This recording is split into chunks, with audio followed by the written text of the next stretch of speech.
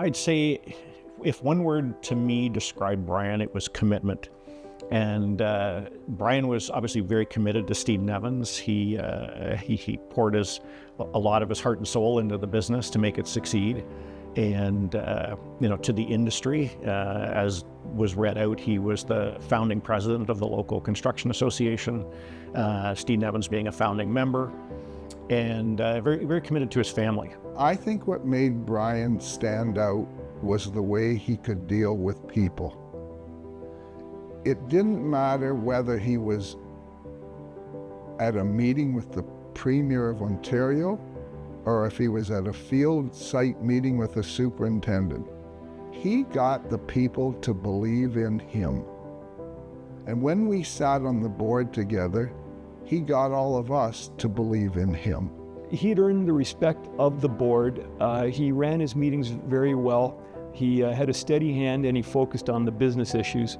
But what set him apart and what I truly enjoyed with Brian was that aside from the professionalism that he had, he also had a very good love of life and enjoyed having a lot of fun.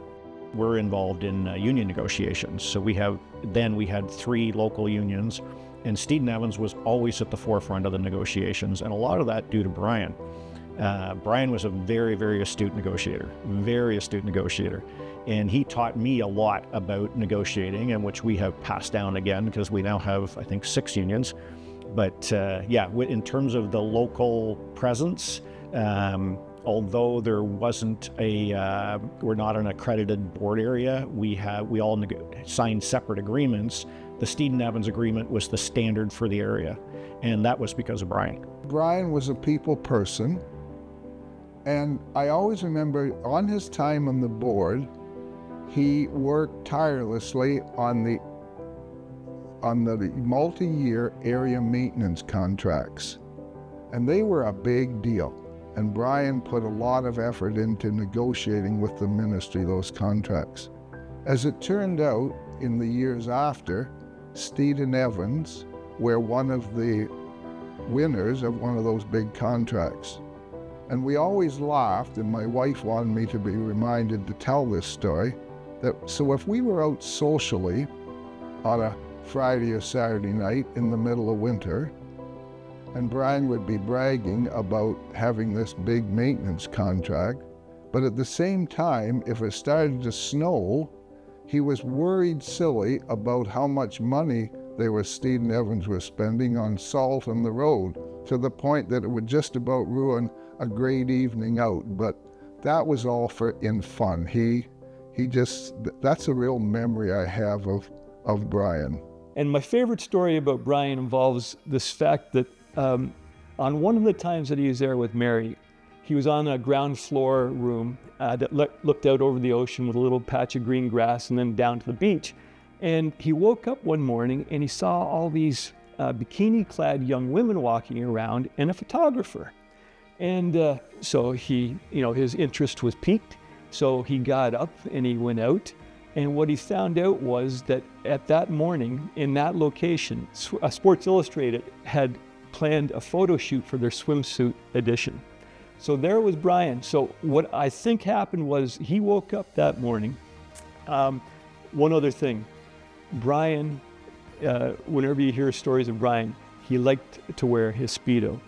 So what I think happened was he woke up that morning, saw the ladies outside, he put on his Speedo, he went outside and tried to work his way into the Sports Illustrated edition, swimsuit edition. So I enjoy that. I get a smile every time I think about him being there and him relating the story to me. Brian was going to sign up to do something, he was going to do it. Brian was not there to get the pat on the back or just put in his time because his name was on the sheet. If Brian was into anything, he was going to do it, and he was going to do it to the best of his abilities. And I think that is very much reflected in his contributions to ORBA, his contributions to the local construction, both here and in Niagara. Brian Barrett has left a little impression on every one of you here tonight, because he was all in when it came to ORBA.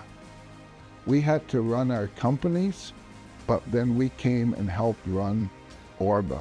And with a staff of 2, it took us all a great deal of time, but we were all willing to do it because we believed in ORBA.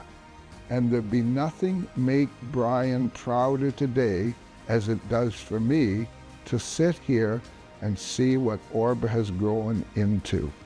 And Brian, if you're looking down from up there, I know Mary's watching and will tell you, but you are to be commended for what you contributed to make this organization what it is today. 3 words. I'd say committed, astute, and fun-loving. If Brian was here receiving the award today, he, like many of us, he would be humble. But he'd also be very, very proud of what he accomplished. Because sitting out in the audience tonight are what has made him proud, and it isn't just the members of the other companies are here, but he has 4 sons sitting out here tonight. And he is so proud of what they did outside of Brian's life. I would first of all like to say, on behalf of my mom Marlene, who knew Brian and knows Mary, and on behalf of my late dad, who's passed, and me and my family, and all the people that worked at Cruikshank Construction, congratulations to Brian and to Mary and to his family, entire family. It's a great honor to be getting to receive this award and to be inducted into the Hall of Fame. And there isn't anybody more deserving. It's a pleasure to know that Brian's name will be there.